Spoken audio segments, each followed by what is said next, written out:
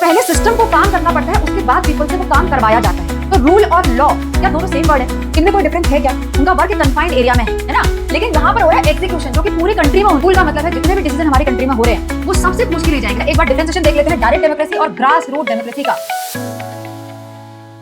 Hello dear students, welcome to your own study platform Concept Corridor and I am your mentor Yogita Dhame. So today we are here going to start the new chapter for class 6 social science, that is grassroots democracy part 1 governance, and this is the 10th chapter of your theme D, that is governance and democracy.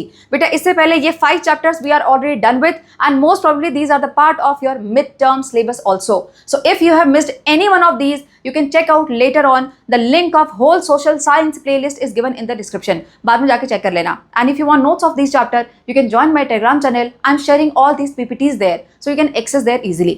ठीक है? Now let's talk about this chapter. बेटा here this word governance, that is the main highlight.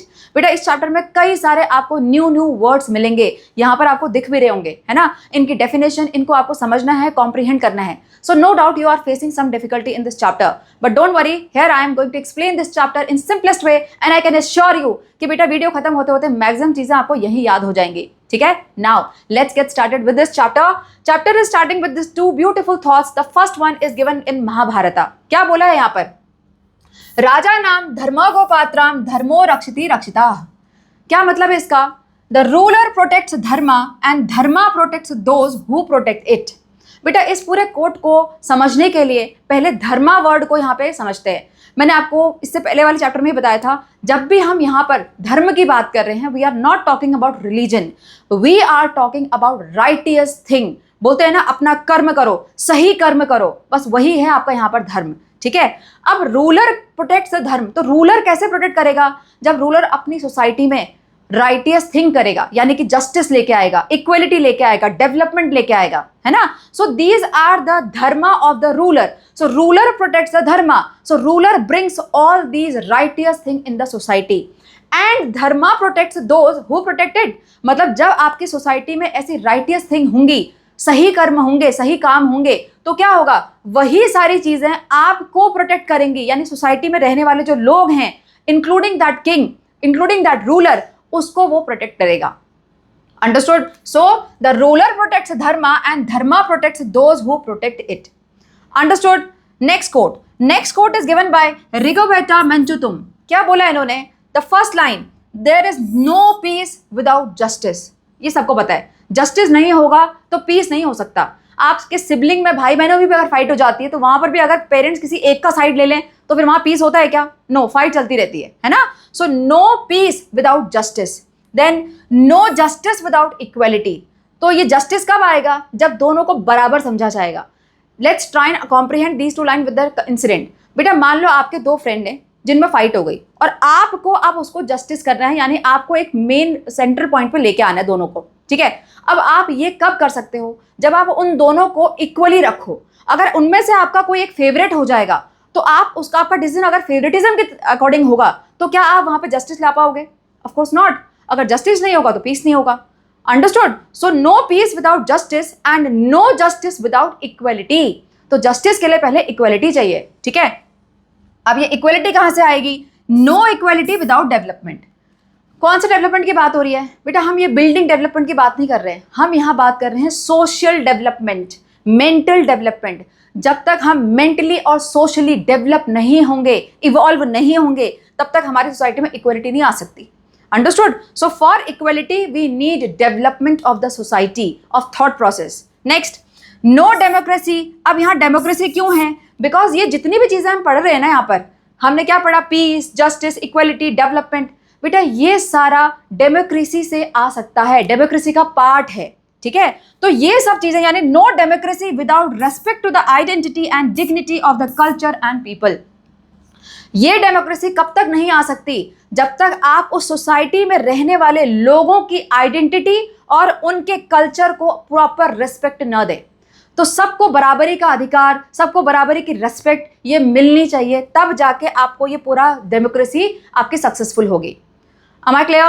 Understood? चलो, with these 2 beautiful thoughts, let's go for the big questions, the big mysteries we are going to unfold here.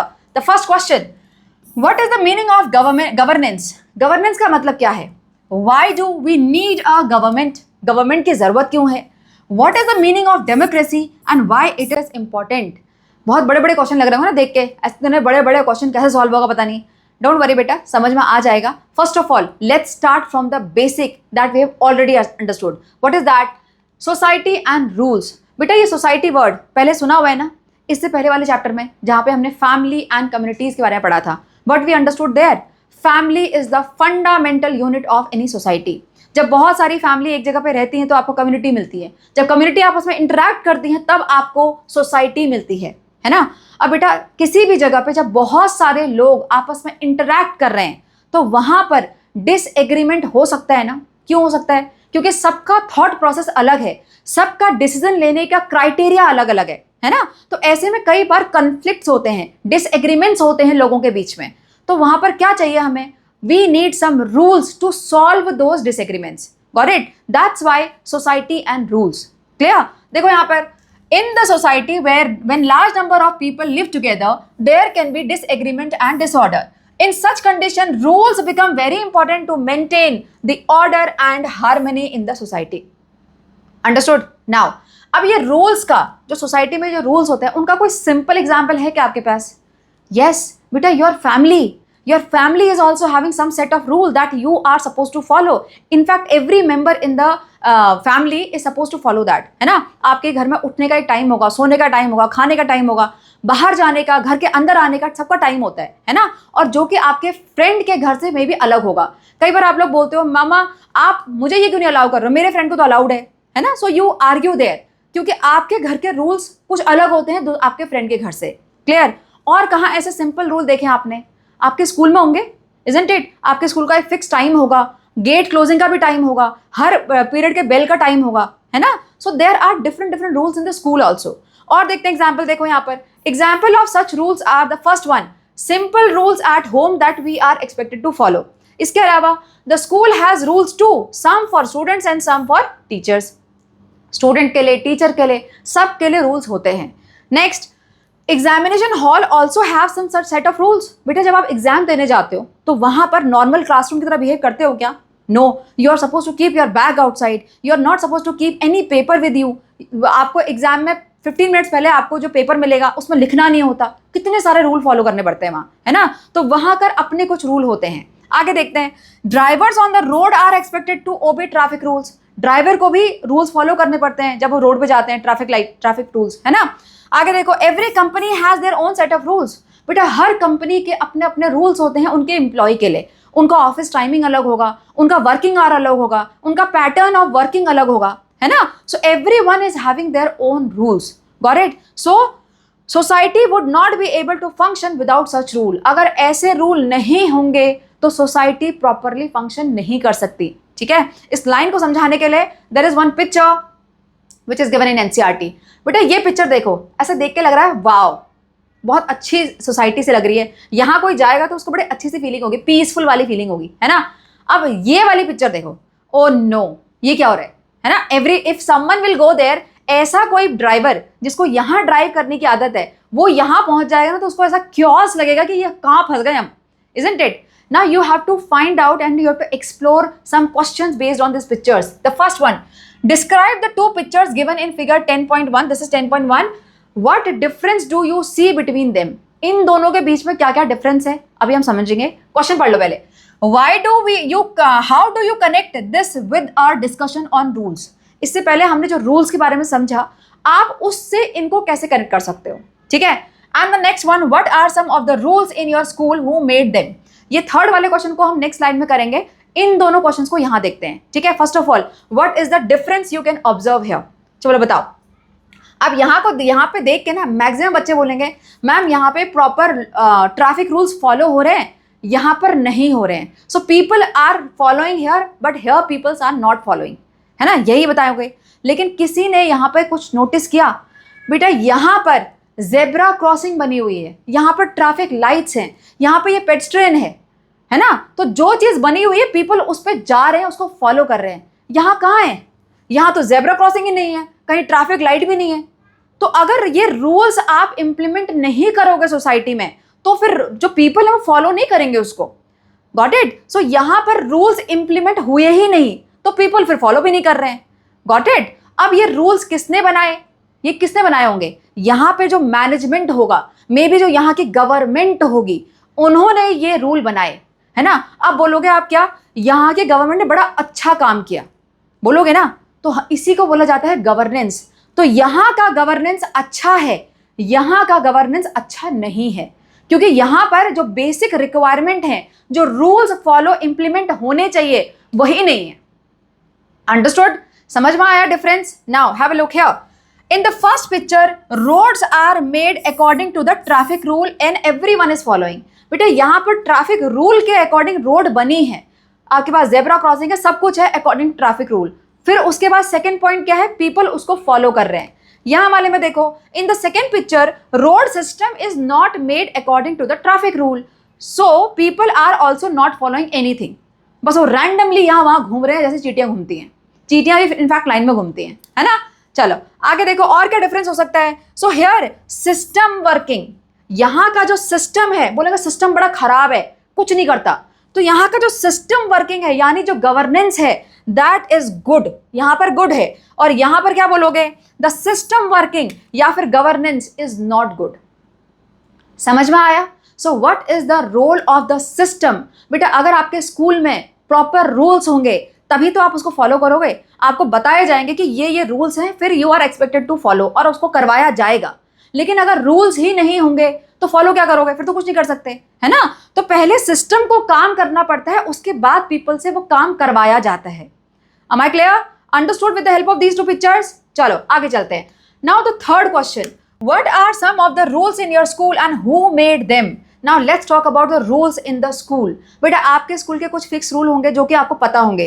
क्या क्या होते हैं most commonly? एक proper time होता है school जाने का, गेट क्लोजिंग का, आपके यूनिफॉर्म का, इनफैक्ट जो आपके हाउस होते हैं स्कूल में, 4 हाउस होते हैं हर स्कूल में ना, तो उसका नाम अलग अलग हो सकता है, उनकी यूनिफॉर्म अलग हो सकती है। इसके अलावा असेंबली के कुछ रूल हो सकते हैं। So you can write down these school rules on your own. जो भी आपके स्कूल में रूल फॉलो होते हैं उसको लिख लो आप, है ना? मैंने कुछ लिख के दिए हुए हैं, uniform, school timing, time table, respect to everyone, assembly. So these are some of them, ठीक है? Now the main question is who made them? इसका आंसर आपको पता होना चाहिए। बेटा कौन बना रहा है ये रूल? मैक्सिमम बच्चे बोलते प्रिंसिपल। नो, अगर कोई बड़ा स्कूल है तो वहां पर सिर्फ प्रिंसिपल के बोलने से या प्रिंसिपल से रूल नहीं चेंज हो सकते या रूल नहीं बन सकते। बेटा यहां पर होते हैं कुछ मेंबर्स, एक कमिटी होती है जो कि साथ में बैठ के डिस्कस करते हैं, तब जाके कोई रूल इंप्लीमेंट होते हैं स्कूल में। और इस कमिटी का जो मेन हेड है दैट कैन बी प्रिंसिपल और द चेयरमैन। कई स्कूलों में चेयरमैन होते हैं ना, तो वो भी कई बार हेड होते हैं, ठीक है? देखो, these rules are made by school committee, जो कि ग्रुप ऑफ पीपल है। स्कूल कमेटी कौन है? Group of people. उसमें कुछ पेरेंट्स भी हो सकते हैं, उसमें कुछ पुराने जो स्कूल के बच्चे थे वो भी होते हैं, सीनियर वाले, है ना? प्रिंसिपल होती है, उसके अलावा कुछ आपके हेड बॉय हेड गर्ल भी हो सकते हैं। So different people are there in this school committee, ठीक है? Where main authority is chairman और प्रिंसिपल। तो मेन अथॉरिटी कौन है? चेयरमैन या प्रिंसिपल। यानी वहां पर जो भी रूल आपको इंप्लीमेंट करवाना है उसके बीच में डिस्कशन होगा, सब लोग अपना अपना पॉइंट देंगे, उसके बाद एक कॉमन पॉइंट पे आया जाएगा और उसको वैलिडेट करने के लिए कौन है? चेयरमैन या फिर principal. Am I clear? Understood? So बेटा हम इसके आगे क्या पढ़ने वाले हैं? Governance and government. तो इस एग्जाम्पल से समझो कि कौन गवर्नमेंट है और कौन गवर्नेंस है। बेटा यहाँ पे जो स्कूल कमिटी है ना, ये है गवर्नमेंट। कहाँ की? स्कूल की। This is the government, the group of people who are deciding and implementing rules and regulations. ये है गवर्नमेंट, ठीक है? सो यहाँ पे स्कूल कमेटी किसको रिप्रेजेंट कर रही है? गवर्नमेंट को। और जो वो काम कर रहे हैं, जो ये रूल्स बना रहे हैं, उसको स्कूल में इंप्लीमेंट करवाया जा रहा है, स्ट्रिक्टली फॉलो करवाया जा रहा है, उसको बोला जाता है गवर्नेंस। अगर ये जो रूल बनाएंगे वो स्कूल में प्रॉपरली फॉलो होगा, स्कूल पूरा डिसिप्लिन्ड रहेगा, तो हम क्या बोलेंगे? वाओ क्या स्कूल है, कितनी अच्छी स्कूल कमेटी है, यानी कितनी अच्छी गवर्नमेंट है। समझ में आया? Governance and government. Now let's try and understand actual meaning of the governance, the actual definition, ठीक है? क्या है definition? The process of taking decision, organizing the society life with different sets of rules and ensuring that they are followed, this is called governance. बेटा इतनी लंबी definition को 3 parts में आपने पढ़ना है। गवर्नेंस में 3 सेट्स में काम होता है। पहला सेट क्या है? The first set is the process of making decision. जो भी गवर्नमेंट होती है वो गवर्नेंस कैसे स्टार्ट करेगी, पहले वो कंडीशन को देखेगी, उसके बाद वहां पे कुछ डिसीजन लेके लिए जाएंगे उस एरिया के लिए, उस जगह के लिए, है ना। So the process of making decision. Second is organizing the society life with different sets of rule. जो इन्होंने डिसीजन लिए, जो रूल्स डिसाइड हुए, बनाए ना, उन रूल से वो सोसाइटी को क्या करेंगे, ऑर्गेनाइज करवाएंगे, है ना, उसके अकॉर्डिंग उनसे काम करवाएंगे। एंड फिर थर्ड है to ensure that they are followed. जब वो बता देंगे सारे रूल्स या डिसीजन को, उसके बाद ये भी चेक करेंगे कि हर कोई उसको फॉलो कर रहा है कि नहीं कर रहा है, ठीक है। तो ये तीनों काम मिला के इनको बोला जाता है governance. Understood? So governance, whole word is actually the set of three works in line. Am I clear? Now, what is government then?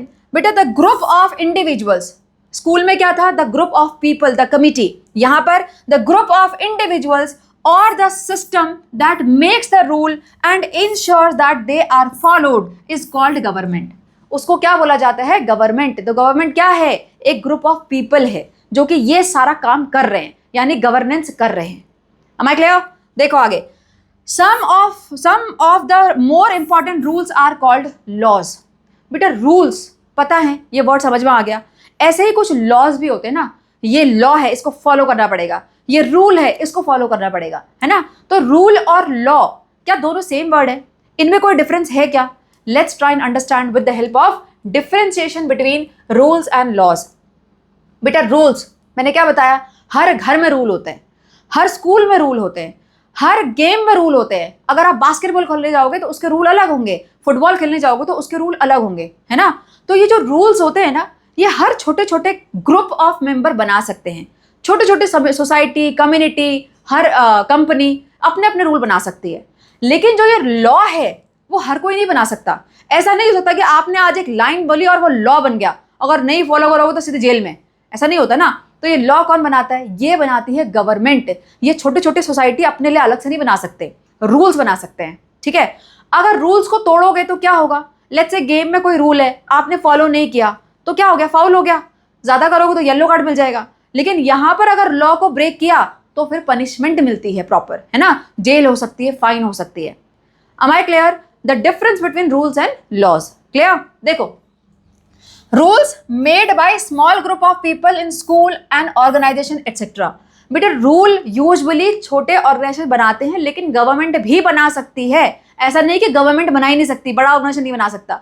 Rules government ही बनाती है। जैसे कोरोना टाइम पे कुछ रूल्स बने थे ना कि आप लोगों को बाहर ज़्यादा नहीं जाना, है ना, उस टाइम पे आपको ग्रुप में नहीं घूमना है, तो वो कुछ रूल्स थे। अब घूम लिया तो क्या उससे जेल थोड़ी हो जाएगी, लेकिन पनिशमेंट यस कुछ थे वहां पे, पनिशमेंट फाइन था। Am I clear? तो रूल्स जो होते हैं वो गवर्नमेंट भी बनाती है, लेकिन लॉज तो पक्का सिर्फ गवर्नमेंट ही बनाती है, वो फिर ये छोटे सोसाइटी नहीं बना सकते। क्लियर? आगे देखो, here this is made by government और द पार्लियामेंट, ठीक है। आगे देखते हैं, rules to maintain discipline order with in a limited group. ये एक छोटे से ग्रुप को मेंटेन करने के लिए रूल्स बनाए जाते हैं, ठीक है। यहां पर it is to regulate and maintain justice and peace in order in the society. ये पूरी सोसाइटी, पूरे एक कंट्री के लिए होते हैं। Am I clear? आगे देखो, here it can be applied only to those members of the group. बेटा आपके स्कूल के जो रूल्स होंगे वो आपको फॉलो करने हैं, दूसरे स्कूल का बच्चा थोड़ी फॉलो करेगा। आपके स्कूल की यूनिफॉर्म सिर्फ आप पहनोगे, कोई और दूसरा स्कूल का बच्चा नहीं पहन सकता, है ना। तो ये जो रूल्स होते हैं वो सिर्फ उस ग्रुप के पीपल के लिए अप्लाई होते हैं, जबकि जो लॉज होते हैं वो it is applied to every citizen of the country. जो भी हमारी कंट्री का पार्ट है उसके लिए हर कोई लॉ सेम है ना, वहां पर वेरिएशन नहीं होता। यहां पर पनिशमेंट इज यूजुअली माइल्ड, इस केस में पनिशमेंट हल्की होती है। यहां पर punishment is strict and legal, so jail and fine भी हो सकता है इसमें। Am I clear? चलो moving ahead and now note, rules and laws can be modified and change if required. दोनों ही चीजें बेटा, रूल्स भी और लॉज भी चेंज हो सकते हैं। कहाँ होते हैं चेंज? आपके घर में भी तो चेंज होते हैं ना। कई बार जब आपको कुछ ज़्यादा रिक्वायरमेंट होती है, लेट्स से आपको पिकनिक जाना है ना, तो उस टाइम पे आपके रूल नहीं है कि आपको अकेला घर से बाहर भेजा जाए। बट अगर आप अपना पॉइंट रखो, वैलिडेट करो, उसके पीछे आर्ग्यूमेंट करो, तो थोड़े बहुत रूल मॉडिफाई होते हैं ना। तो आपके घर में थोड़ा बहुत आपके अकॉर्डिंग जब आप बोलते हो, जब आप अपना पॉइंट रखते हो, तो उसके बाद थोड़े रूल्स मॉडिफाई होते हैं, है ना। तो सेम थिंग सोसाइटी में भी हो सकती है। जब कहीं पे लग रहा है कि ये रूल कुछ ज़्यादा स्ट्रिक्ट हो गया है, उसमें 4 लोग आके बार बार बोलेंगे, तो वो रूल थोड़ा बहुत मॉडिफाई हो जाता है। Same thing happens with the laws also. अभी समझेंगे आगे, ठीक है। अब यहां पर देखो, in a democratic country citizens also have a say in the laws and rules governing the society. किसी भी डेमोक्रेटिक कंट्री में, जैसे हमारी कंट्री है, यहाँ पर बेटा सिटीजन्स के पास प्रॉपर राइट होता है कि वो भी अपनी बात को बोलें। जैसे आपने अपनी बात पेरेंट्स सामने बोली, वैसे ही हम भी बोल सकते हैं, लेकिन किसके सामने? गवर्नमेंट के सामने। हम वहां बता सकते हैं, अपनी बात को पहुंचा सकते हैं कि हमें इस रूल से प्रॉब्लम हो रही है, ये हमारे लिए ठीक नहीं है ना। तो accordingly then government can modify और change some rules and laws depending on the condition. Am I clear? चलो आगे चलते हैं। Now let's explore some questions for you to solve. First one, can you identify the categories of public service or other activities that are represented in 10 pictures? अच्छा, इसके आगे 10 pictures हम देखेंगे, हमें आइडेंटिफाई करना है कि कौन सी पब्लिक सर्विस वहां पे आपको मिल रही है, ठीक है। Next, what role do you think government plays in each of these activities?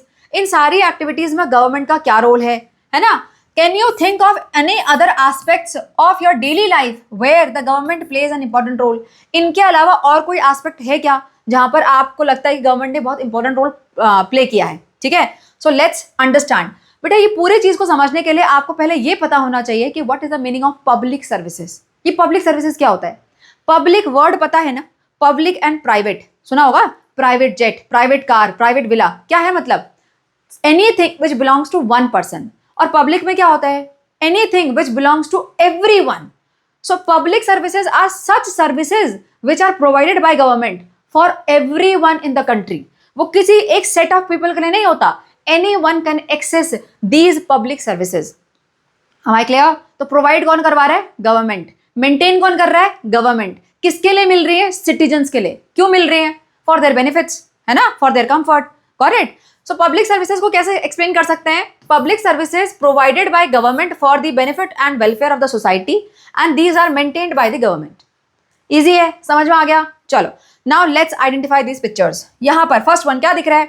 Road का कंस्ट्रक्शन हो रहा है। So road safety management, road construction ये बोल सकते हैं, है ना। तो क्या होगा? Road transport and infrastructure. ये क्या होगा? Railway transport and infrastructure. Easy है। चलो this one, this is armed forces and security. Armed forces मतलब वो जो आपने सुना होगा ना, army, air force, navy, ITBP, BSF, अलग अलग सुने। ये क्या करते हैं? ये हमें नेशनल सिक्योरिटी प्रोवाइड करवाते हैं, है ना। सो इनको बोलते हैं armed forces and security. This one doctor है यहाँ पे, तो ऑब्वियसली ये health care and services. Here this is Supreme Court, so law and judiciary. This one is education. This one देखने में फायर फाइटिंग लग रहा है, लेकिन ये आता है बेटा डिजास्टर मैनेजमेंट के अंडर में, है ना। So this is disaster management, this is traffic management, this one postal services and this one is banking services. Got it? So these are some of the public services which government is providing to us so that it can be beneficial for us, our society can grow, है ना। और इनका management कौन कर रहा है? Government ही कर रही है, करेक्ट। तो गवर्नमेंट इसका मतलब काम कर रही है इन सभी जगह। Now how government is working, now we are going to focus there, ठीक है बेटा। इन सभी जगह काम करने के लिए गवर्नमेंट के पास होते हैं 3 ऑर्गन्स ऑफ गवर्नमेंट, ठीक है। और इन 3 ऑर्गन्स का वर्किंग समझने के लिए a good incident is given in the NCERT. Let's talk about it.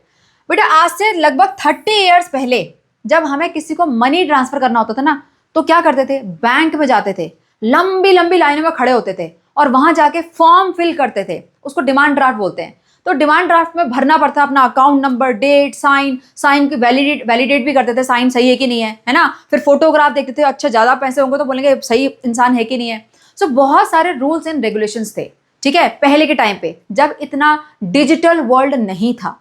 Got it? अगर आप किसी को ज्यादा अमाउंट देना है तो मनी ऑर्डर होता था उस टाइम पे, आपने तो सुना भी नहीं होगा ये वर्ड, ठीक है। सो मनी ऑर्डर करते थे, वो पोस्ट ऑफिस में आगे होता था, ठीक है। लेकिन आजकल क्या होता है? If you want to send money to anyone, just with in a blink, आप पेटीएम खोलो, गूगल पे खोलो, कोई भी यूपीआई कर लो, है ना, तो इमीडिएटली हो जाता है। सच मैसिव ट्रांसफॉर्मेशन, तो इसके लिए गवर्नमेंट ने कुछ तो प्रिपरेशन करी होगी, रैंडमली तो नहीं हो रहा ना। इसके लिए कुछ रूल्स, कुछ लॉज, कुछ रेगुलेशंस चेंज हुए होंगे, है ना। तो वर्किंग कैसे हुई? Let's try and understand. बेटा इस पूरी चीज को चेंज करने के लिए सबसे पहले क्या हुआ होगा? To bring this transformation in society smoothly and effectively, governments changed and passed some new laws. These were specially to fight criminal activities. बेटा जो चीज हमारे जितनी बेनिफिशियल होती है ना, उसके कुछ हार्मफुल इफेक्ट भी तो होते हैं. अभी देखो, हम ब्लिंक में किसी को भी मनी ट्रांसफर कर सकते हैं, तो ब्लिंक में ही कई लोगों के अकाउंट खाली भी हो जाते हैं. कितने सारे fraud call, fraud message, spam links आते हैं ना, उनमें गलती से क्लिक कर दो, सारा अकाउंट खाली. अब ये कौन कर रहा है? ये कर रहे हैं साइबर क्रिमिनल्स. और ये किसके अंडर में आता है? ये साइबर क्राइम के अंडर में आता है ना. तो ऐसे लोगों पे चेक रखने के लिए, ताकि लोगों को इतनी प्रॉब्लम ना हो, उसके लिए क्या हुआ? गवर्नमेंट ने कुछ नए रूल वो लेके आए, कुछ पुराने रूल्स को मॉडिफाई किया, नए लॉज लेके आए. और ये किसने किया? ये गवर्नमेंट की एक पर्टिकुलर बॉडी ने किया, जिसको बोला जाता है legislature. So out of 3 organs of government, legislature is that part or that organ which modifies or makes the new laws depending on the requirement. Am I clear? चलो आगे देखते हैं. अब बेटा ये लॉ बने, पास हुए, अब इनको एग्जीक्यूशन भी तो होगा. लॉ बन के सिर्फ बुक्स में थोड़ी रहेंगे, सोसाइटी में इंप्लीमेंट भी तो करवाना है ना. सो यहाँ पर क्या हुआ? इस सिनेरियो के according the cyber crime department keep an eye on such cyber criminals arrested and convicted to the court. बेटा ये जो लॉ बने वो साइबर क्राइम डिपार्टमेंट को बताए गए कि भाई ये लॉ है, इसके अकॉर्डिंग तुम देखो कौन फॉलो कर रहा है, कौन नहीं कर रहा. जो नहीं फॉलो कर रहा है वो साइबर क्रिमिनल, उसको पकड़ लो. तो उन्होंने क्या किया? देखा, अगर लगा कि कोई फॉलो नहीं कर रहा, उसको अरेस्ट किया और कोर्ट के सामने पेश कर दिया. तो ये क्या हुआ? यहाँ पर जो लॉ बने उनका एग्जीक्यूशन हुआ. सो this is called executive organ of the government. Clear? अब इन्होंने क्या किया बेटा? कोर्ट के सामने पेश कर दिया. तो कोर्ट क्या करेगा? कोर्ट वहां पे जजमेंट देगा, बताएगा कि ओके ये रूल फॉलो हुआ था कि नहीं हुआ था. अगर नहीं हुआ था तो पनिशमेंट मिलेगी, है ना. सो देखो यहाँ पर the judiciary system of the court usually put fine as well as jail in to such criminals for some years. So depending कि उनका कितना बड़ा क्राइम है, उनको अलग अलग टाइप की पनिशमेंट मिल सकती है. और ये कौन कर रहा है? ये कर रहा है judiciary organ. So these are the 3 organs of the government. ठीक है, समझ में आया? इस इंसिडेंट से बहुत अच्छे से समझाने की कोशिश करिए बेटा एनसीईआरटी में. So I hope you got to know. चलो अब डिटेल में समझते हैं इनकी definition one by one. First of all legislature. क्या था लेजिस्लेचर? वो ऑर्गन जो न्यू लॉज या फिर पुराने लॉज को मॉडिफाई कर सकता है. ठीक है, देखो the organ that makes new laws. अब न्यू लॉज बनाना यानी लॉज से रिलेटेड को बोलते हैं बेटा लेजिस्लेट. इसी का नाम, इसीलिए इसका नाम क्या है? लेजिस्लेचर. ठीक है, the organ that makes new laws और लेजिस्लेट्स और समटाइम अपडेट और रिमूव द एग्जिस्टिंग लॉ. तो लॉ से रिलेटेड, रूल से रिलेटेड जो भी काम है वो सब ये करते हैं. कौन करते हैं? ये हैं कौन? This is done by assembly of representative of the people. ये वो ग्रुप ऑफ पीपल हैं जो आपस में डिस्कस करते हैं, वहां डिस्कशन होता है, फिर एक पॉइंट पे आके बताया जाता है कि ओके अब से ये लॉ हो जाएगा. ठीक है, तो ये कोई एक सिंगल काम पर्सन नहीं कर रहा है, ग्रुप ऑफ पीपल कर रहे हैं. क्लियर? समझेंगे आगे. चलो नेक्स्ट इज एग्जीक्यूटिव. ये कौन है? द ऑर्गन दैट इम्प्लीमेंट्स यानी कि एग्जीक्यूट्स द लॉ. इन्होंने लॉ बनाया, पास कर दिया, आगे अब आगे काम करवाना जो मेन ग्राउंड पे, वो कौन करता है? Executive. So this is the main implementation of the laws. This include the head of the state. अब हेड ऑफ द स्टेट कौन हो सकता है बेटा? अगर कंट्री की बात करेंगे तो प्रेसिडेंट या प्राइम मिनिस्टर, और अगर स्टेट्स की बात करेंगे तो चीफ मिनिस्टर, है ना. उसके अलावा छोटे छोटे ऑटोनोमस बॉडी के भी अपने अपने हेड होते हैं. ठीक है, तो हेड ये कोई भी हो सकता है. The includes the head of state who may be a president, prime minister, chief minister, the ministers और any agency responsible for enforcing the law and order. ठीक है, ये सारे के सारे किसमें आ गए? एग्जीक्यूटिव डिपार्टमेंट में, एग्जीक्यूटिव ऑर्गन में. ठीक है, हु इज इन जुडिशरी? सारे के सारे कोर्ट, है ना. देखो the system of courts which decide whether the law was broken और further decide the course of action including the punishment if necessary. ये वो चेक करते हैं बेटा कि जो यहाँ से पर्सन आया उसने एक्चुअल में कोई लॉ ब्रेक किया कि नहीं किया. अगर ब्रेक किया होगा तो accordingly they will decide the punishment and further course of action. Correct बेटा. इसके अलावा जुडिशरी ऑर्गन एक और काम करता है, that keeps a check on executive and legislature department also. कैसे? देखो यहाँ पर they also examines whether a decision taken by the executive is right or wrong. ये देखते हैं कि जो यहाँ पर एग्जीक्यूशन हुआ लॉज का वो सही तरीके से हुआ कि नहीं हुआ, उसके अकॉर्डिंग ये लोग सही डिसीजन ले रहे कि नहीं ले रहे, है ना. So they are examining the executive department. उसके अलावा ये भी देखते हैं कि whether the law passed by the legislature was well received and fair to all.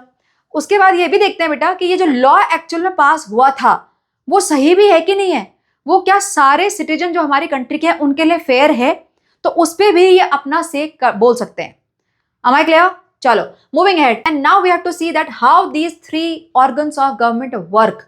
बेटा ये जो तीनों ऑर्गन है ना, लेजिस्लेचर, एग्जीक्यूटिव और जुडिशरी, इनके अपने अपने सेपरेट काम है। So they are having separate powers also.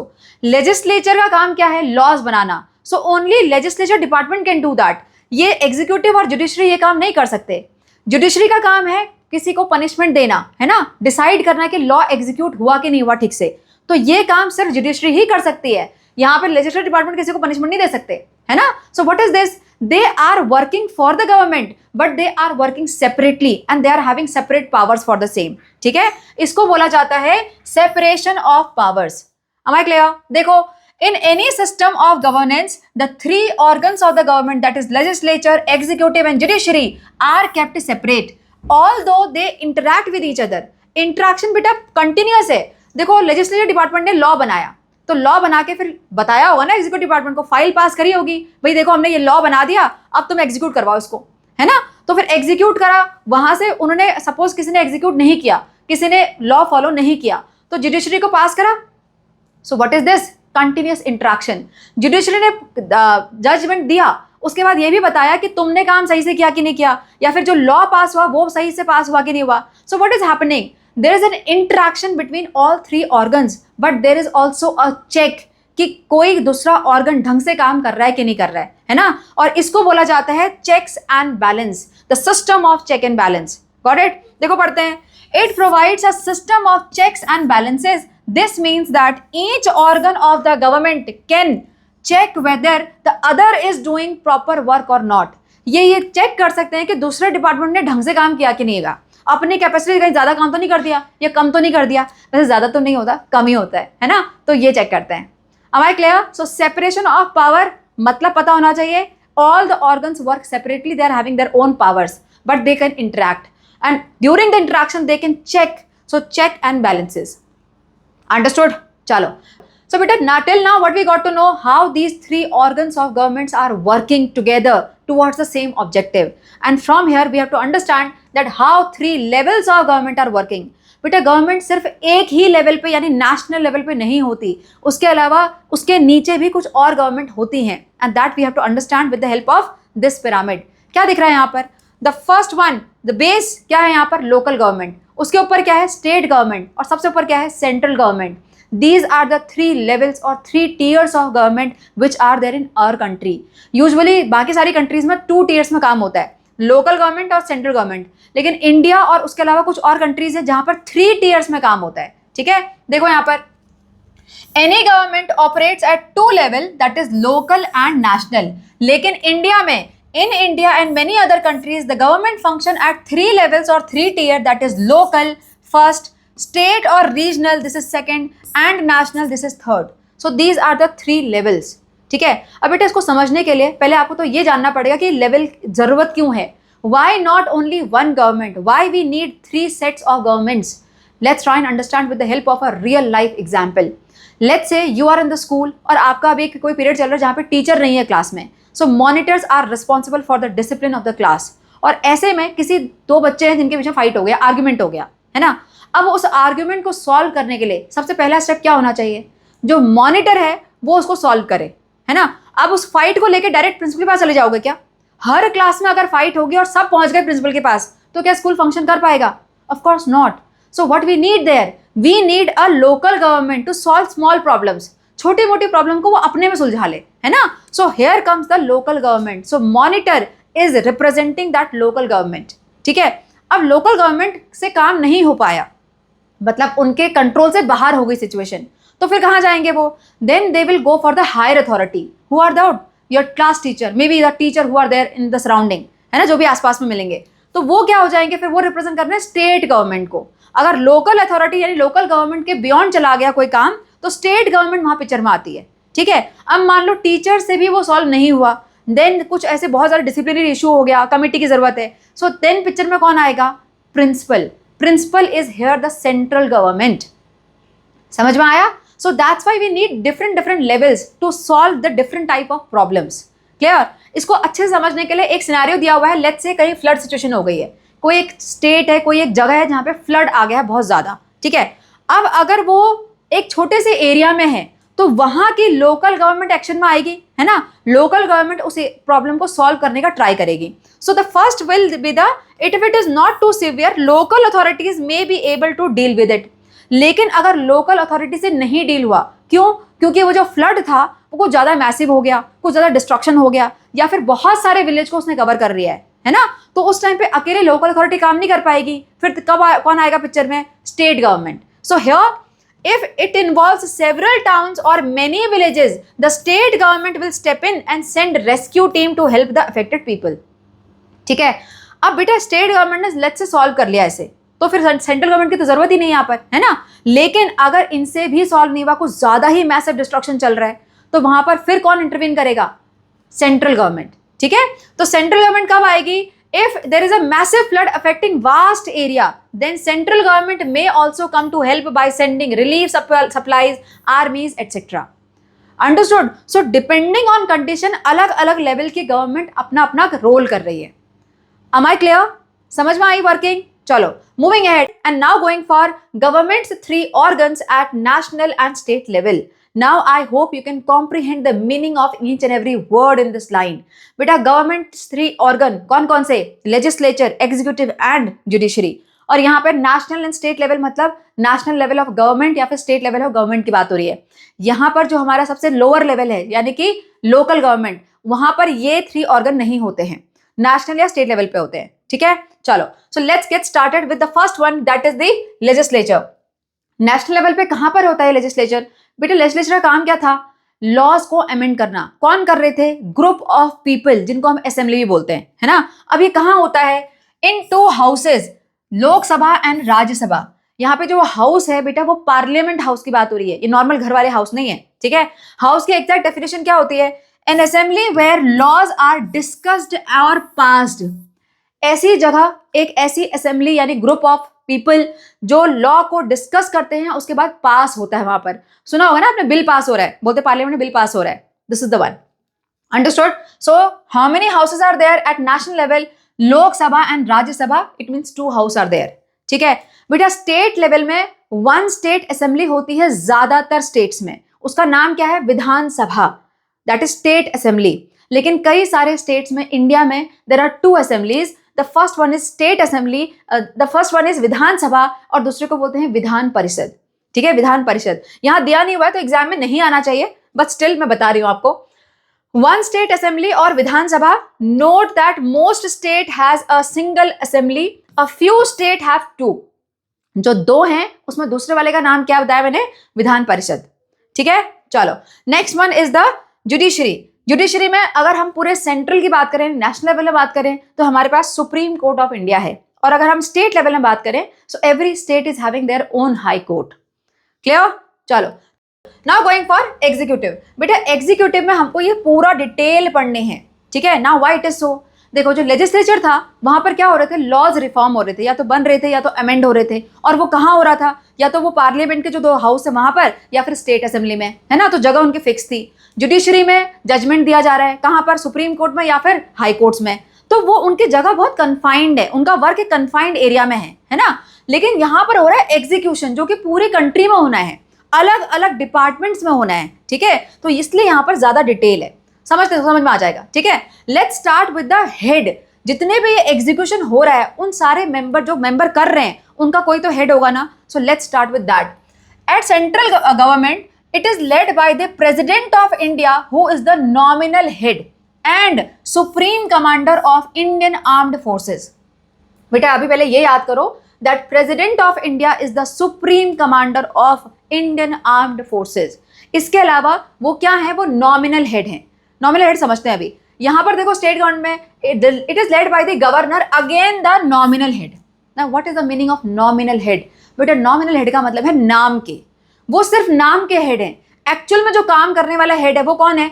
Central government में है प्राइम मिनिस्टर, और स्टेट गवर्नमेंट कौन है? Chief minister. जो एक्चुअल एग्जीक्यूटिव हेड हैं वो है prime minister and chief minister. नाम के हेड कौन है? यहाँ पर है प्रेसिडेंट और यहाँ पर है गवर्नर, ठीक है। अब ये नॉमिनल हेड को थोड़ा डिटेल में समझते हैं। देखो, nominal means in name only, सिर्फ नाम के। It means in our case like in our country the president of India and the governor of state are not the actual executive heads. Actual कौन है पता पड़ गया ना। Now they do have certain powers under special circumstances. बेटा ऐसा नहीं है कि नॉमिनल हेड बोल रहे हो तो इसका मतलब क्या कोई पावर नहीं होगी। दे do have power but they use it only under special circumstances. Usually वो गवर्नमेंट में जितने भी काम हो रहे होते हैं उसमें इंटरफेयर नहीं करते हैं, ठीक है। So they normally do not interfere in the affairs of the central and state government. Clear? चलो moving ahead and now let's talk about the function and responsibilities. अब बेटा इतने सारे नाम देख के ना घबराहट हो रही होगी, मैम ऐसे याद कैसे करेंगे अगर एग्जाम में लिखने को आ गया तो। बेटा डोंट वरी, एक इसका इजी तरीका है, स्पेशली सेंट्रल गवर्नमेंट का तो बहुत इजी तरीका है। कैसे? जितने भी मिनिस्ट्री आपको पता है ना, जितने भी आपने मिनिस्टर सुने हुए हैं, डिफेंस मिनिस्टर सुना होगा, एजुकेशन मिनिस्टर सुना होगा, कम्युनिकेशन मिनिस्टर भी होता है ना, तो external affairs minister, foreign affair minister, जितने भी मिनिस्ट्री हो सारे डिपार्टमेंट उनका नाम लिख लो, ठीक है। देखो यहाँ पर डिफेंस, क्योंकि डिफेंस मिनिस्टर होता है, सो डिफेंस कहाँ आता है? सेंट्रल गवर्नमेंट के अंदर में आता है। क्योंकि वो सेंट्रल गवर्नमेंट के अंडर में आ रहा है इसीलिए उनका मिनिस्टर भी है, इसलिए डिफेंस मिनिस्टर होता है ना। सो डिफेंस आएगा, फॉरेन अफेयर मिनिस्टर है ना, तो foreign affairs, atomic energy, communication, currency, interstate commerce, education minister भी तो होते हैं, so education. Formulation of national policies, जितनी भी पॉलिसीज हमारे कंट्री के लिए बनती हैं वो कौन बनाता है? यहां से एग्जीक्यूट होती हैं वो, है ना, सेंट्रल गवर्नमेंट एग्जीक्यूट करता है। Now coming to state government. अब स्टेट गवर्नमेंट कैसे याद करेंगे? बेटा आपने कभी भी police, UP police, Bihar police, Delhi police सुना है ऐसे? क्या है ये? Police is the responsibility of the state, वो स्टेट के रिस्पॉन्सिबिलिटी में आते हैं, है ना। So police, law and order, state, अपनी अपनी स्टेट की अपनी अपनी पुलिस होती है। इसके अलावा आपने एजुकेशन में सुना होगा यूपी बोर्ड, बिहार बोर्ड सुना है, तो यानी एजुकेशन भी स्टेट के अंडर में आता है। बेटा एजुकेशन सेंट्रल गवर्नमेंट में भी आ सकता है और स्टेट गवर्नमेंट भी आ सकता है। अंडरस्टूड? सो देखो पुलिस ऑर्डर समझ में आ गया आपको, एजुकेशन समझ में आ गया। इसके अलावा पब्लिक हेल्थ, जो छोटे छोटे हेल्थ केयर सेंटर होते हैं, है ना, स्टेट गवर्नमेंट की तरफ से भी होते हैं वो, सो हेल्थ में आ गया। इसके अलावा adaptation and implementation of laws made by the central government. Central government ने लॉ बनाए तो उसको स्टेट भी तो अप्लाई करेगा, तो वो स्टेट के अंडर में आ जाता है उसके बाद एप्लीकेशन उसका। क्लियर? उसके बाद एग्रीकल्चर, अपने अपने स्टेट के एग्रीकल्चर को हेल्प करने के लिए, वहां फार्मर्स को हेल्प करने के लिए उन्हें अपने डिपार्टमेंट होते हैं। So agriculture, irrigation, local government, so these are some of the functions and responsibilities of state government. Understood? समझ में आया कैसे याद करना है? चलो moving ahead, now let's talk about one of the president of India, doctor APJ Abdul Kalam. बेटा इनके बारे में आपने पहले से पढ़ा हुआ है, जूनियर क्लास से पढ़ते हुए आ रहे हो, है ना। इनको हम किसी और नाम से ज्यादा जानते हैं। What is that? If you know the answer pause this video, time के साथ मुझे बताओ क्या है, कैसे जानते हैं इनको? मिसाइल मैन ऑफ इंडिया, है ना, सुना होगा। देखो, born in humble family in Rameshwaram, Tamil Nadu in 1931, Dr. APJ Abdul Kalam was a renowned scientist nicknamed the Missile Man of India. बेटा इन्होंने बहुत काम किया था मिसाइल डेवलपमेंट के लिए, न्यूक्लियर एनर्जी के लिए भी, ठीक है, that's why missile man of India. आगे देखो, he served as the 11th president of India from 2002 to 2007. Despite of his high status, he remained deeply connected to the people and especially in particular youth, through his passion for good education and innovation. बेटा इन्होंने कई सारी motivational speech दी, अलग अलग college में जाके, seminar में जाके, जहां पर ये हमेशा यूथ को मोटिवेट करते थे to do something better for themself and for the society, ठीक है। देखो, he inspired millions with his humility, dedication and social cause and commitment to the nation. He tirelessly encouraged young Indians to dream big and work hard to achieve their goals. बेटा इनके कुछ बहुत famous quotations हैं, है ना, जिनको पढ़ के ही बहुत ज्यादा आप मोटिवेट हो सकते हो। देखो यहाँ पे कुछ कोटेशन दिए हुए हैं आपके NCERT में, let's read them out. Look at the sky, we are not alone. The whole universe is friendly to us and conspires only to give the best to those who dream and work. इस पूरे universe में इतनी सारी opportunity है बेटा, बहुत सारी, जहां पे सारे लोग आपस में एक दूसरे की हेल्प करने के लिए रेडी हैं, बट तब जब आपका ड्रीम इतना बिग हो और आप उसके लिए काम भी करो, ठीक है। यहां देखो, to succeed in your mission you must have single minded devotion to your goal. अगर आपको कहीं सक्सेसफुल होना है तो आपका जो गोल है वो एक होना चाहिए। अगर आपके 4 गोल हैं, आप 4 डायरेक्शन में भाग रहे हो, तो सक्सेसफुल कैसे हो सकते हो, है ना? So you should be single minded towards your goal. Understood? Next, if you fail never give up, because fail means first attempt in learning. जो फर्स्ट आप फेल हुए वो क्या था? आपका फर्स्ट अटेम्प्ट इन लर्निंग था। And is not the end, in fact and means effort never dies. So you will do effort again to win, to be successful. If you get a no as an answer, remember no means next opportunity. So come next time. So let's be positive. ये positive रहने के कुछ coat हैं उनके। आगे देखते हैं। Dream is not that which you see while sleeping. It is something that does not let you sleep. A beautiful quote. बेटा ड्रीम वो नहीं है जो हम सोते वक्त देखते हैं। ड्रीम वो होता है जिसकी वजह से हम सो ना सके, हम इतना उसके पीछे हार्डवर्क करें। ठीक है, यहां देखो, if 4 things are followed, that is having a great aim. सबसे पहले आपका एम बहुत अच्छा होना चाहिए।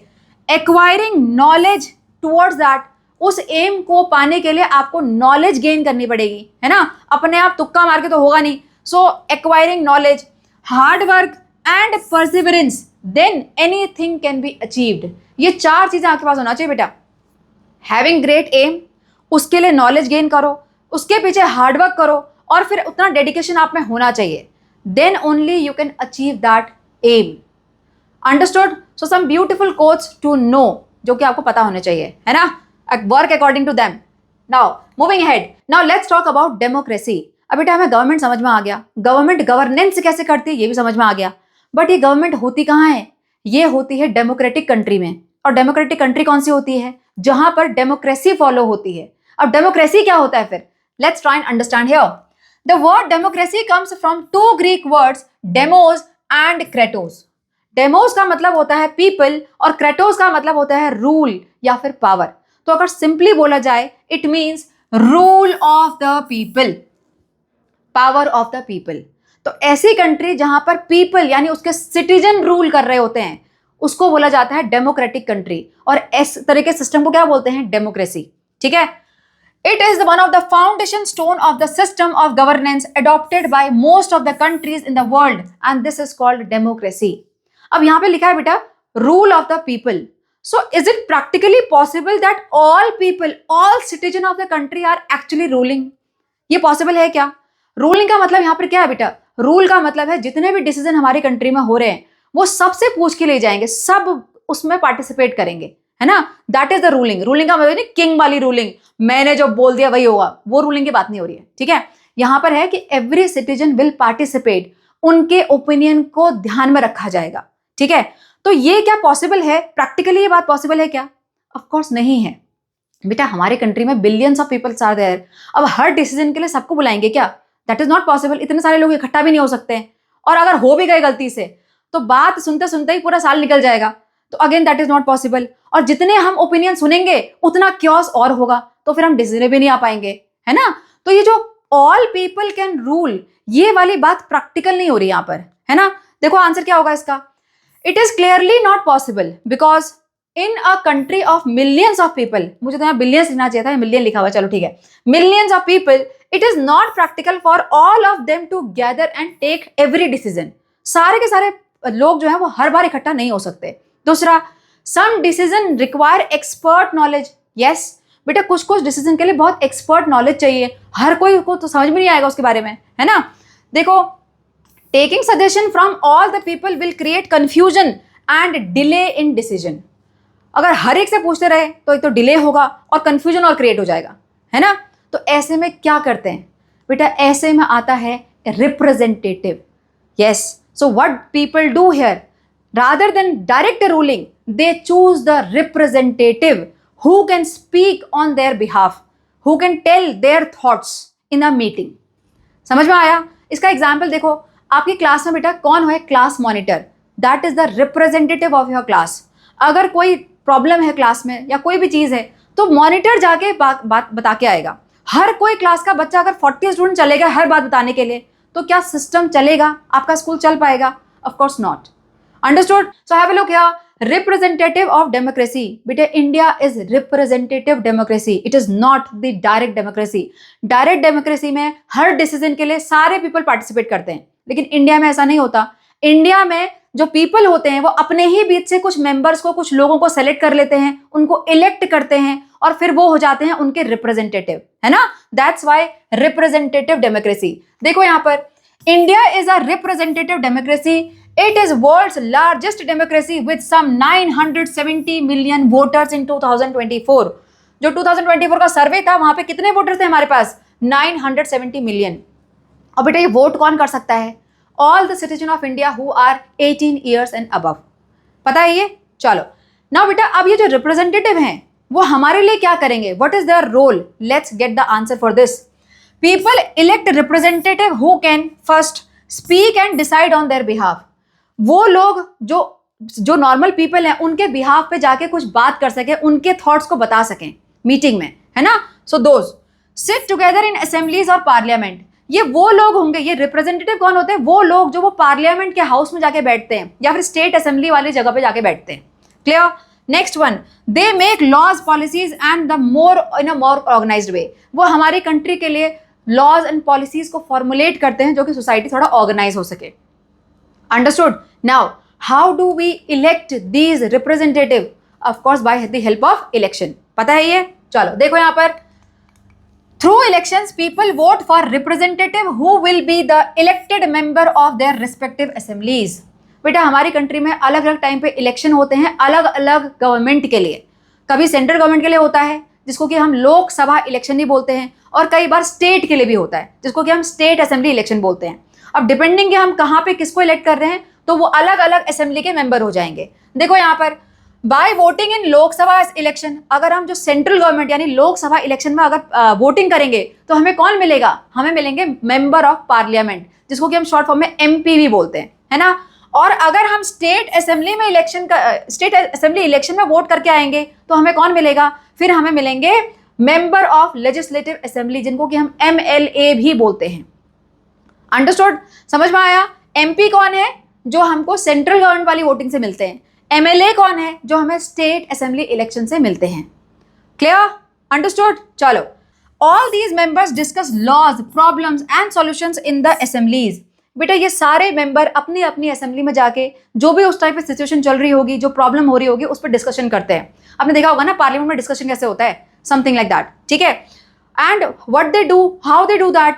Through dialogues. अगर कोई ऐसी सिचुएशन होगी जहां पे सब लोग एग्री कर रहे होंगे तो थोड़ी बहुत उसके बारे में बताया जाएगा and then decision will be made. But कई बार बेटा ऐसे भी कुछ सिचुएशन होती है जहां पे सब लोगों का ओपिनियन अलग अलग होता है, तो वहां पर फिर क्या होता है? डिबेट होता है ना। कन्विंस कराया जाता है कि भाई हम सही बोल रहे हैं, इस बात को मानो। ठीक है? So what they do, they convince each other whenever there is a difference in opinion and then they come to one conclusion, फिर डिसीजन लिया जाता है। Am I clear? So this way the representative work in the assemblies. Am I clear? चलो, moving for the last one, that is types of democracy. बेटा एक बार differentiation देख लेते हैं डायरेक्ट डेमोक्रेसी और ग्रास रूट डेमोक्रेसी का। आपका theme D का नाम ही यही है, ग्रास रूट डेमोक्रेसी, है ना। So let's understand the difference between the two. Direct democracy का थोड़ा बहुत मैंने आइडिया आपको बताया था। क्या है direct democracy? People themselves directly take part in making laws and decision. हर डिसीजन में पीपल जाके खुद अपना वोट देंगे, खुद अपनी बात को रखेंगे। ठीक है? Citizen gather discuss vote for each law and policy. Her policy के लिए, हर लॉ के लिए वो वोट करेंगे। ठीक है? Next, there is no representative, people govern themselves directly. यहां पर कोई रिप्रेजेंटेटिव नहीं होता, पीपल खुद जाके अपना डिसीजन हर बार लेते हैं। बेटा ग्रास रूट डेमोक्रेसी में क्या होता है? Here people elect the representative, so we are following this grassroots democracy. So what we are doing, we are electing the representative, then representative make laws decision for on people's behalf. हमारे behalf पे ये representative जाके सारे laws और decision में ले रहे हैं। ठीक है? citizen vote for leaders, so citizen vote for these representative who sit in assemblies and parliament. ठीक है? यहाँ पर people govern indirectly through their chosen representative. यहां पर क्या था बेटा? यहां पर पीपल डायरेक्ट जाके अपना रोल कर रहे थे, यानी डायरेक्ट डिसीजन ले रहे थे। यहां पर वो इनडायरेक्टली डिसीजन ले रहे हैं through their representative, and this is grass root democracy. समझ में आया? So what we are following the grass root democracy basically. Clear? देखो, grass root democracy is a system that enables and encourages the participation of ordinary citizen, the base of the pyramid.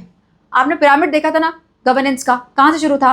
Local से, local government. सो हम बिल्कुल जो सबसे base में PP रहे ना, वहां से स्टार्ट कर रहे हैं डेमोक्रेसी को। This is India's democracy. Understood?